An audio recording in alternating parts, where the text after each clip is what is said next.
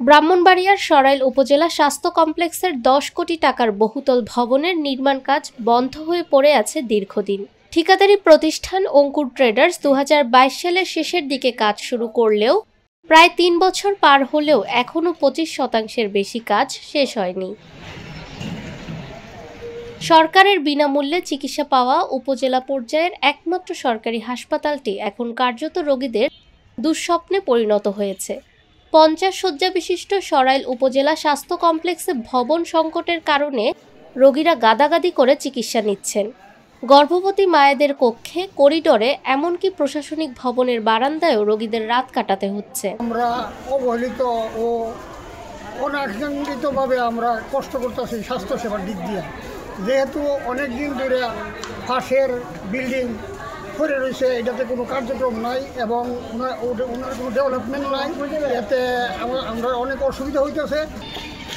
প্রত্যক্ষদর্শীরা জানান, শুরু থেকেই ঠিকাদার ধীর গতিতে এবং নিম্নমানের নির্মাণ সামগ্রী দিয়ে কাজ করছিলেন।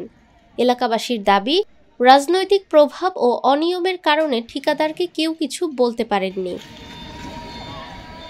ঠিকাদারের কাজ বন্ধের কারণে এখন পুরো স্বাস্থ্য ব্যবস্থা মারাত্মকভাবে ব্যাহত হচ্ছে। রোগী বেড়ে যাওয়ায় বিভিন্ন বিভাগ স্থানান্তর করা হয়েছে প্রশাসনিক ভবনে। এতে সৃষ্টি হয়েছে এক অস্বাস্থ্যকর ও বিশৃঙ্খল পরিবেশ। সরাইল উপজেলা স্বাস্থ্য ও পরিবার পরিকল্পনা কর্মকর্তা ডাক্তার কামরুল হাসান বলেন, নতুন ভবনের কাজটি সম্পূর্ণ হলে সরাইলবাসী চিকিৎসা সেবায় উপকৃত হবে। যদি মূল ভবনটি হয়ে যেত তাহলে কিন্তু সবাই অনেক ভালো সেবা পেত এবং সরাইলবাসী আজকে আমাদের এই হাসপাতালে ফ্লোরে থাকতে হচ্ছে। এর কারণ হচ্ছে একটা বিল্ডিং এর মধ্যে মোটামুটি সব প্রশাসনিক কাজ এবং স্বাভাবিক আমাদের হাসপাতালের যত কার্যক্রম আছে সবই একসাথে একটা বিল্ডিং হচ্ছে। এই মূল ভবন হলে কিন্তু আমরা কাজগুলো সুন্দরভাবে পরিচালনা করতে পারবো এবং সরাইলবাসী এখান থেকে অনেক ভালো একটা সেবা পাবে।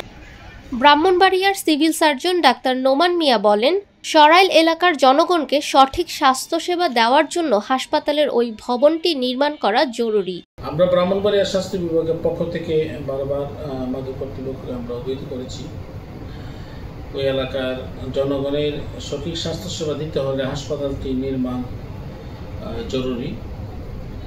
বর্তমানে আসলে অনেক কষ্ট করেই বারান্দা অথবা ছোটো ছোটো রুমে চিকিৎসা চালিয়ে আসছে।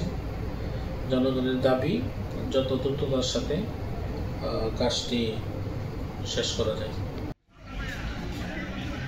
দীর্ঘদিনের এই স্থবিরতায় সবচেয়ে বেশি ক্ষতিগ্রস্ত হচ্ছেন সরাইলের সাধারণ মানুষ। হাসপাতালের অর্ধসমাপ্ত ভবন, অযত্নে পড়ে থাকা নির্মাণ সামগ্রী এবং রোগীদের সীমাহীন ভোগান্তি স্থানীয়দের ক্ষোভের কারণ হয়ে দাঁড়িয়েছে। স্থানীয়দের দাবি, দ্রুত প্রশাসনিক পদক্ষেপের মাধ্যমে যেন এ প্রকল্পটি পুনরায় সচল হয়।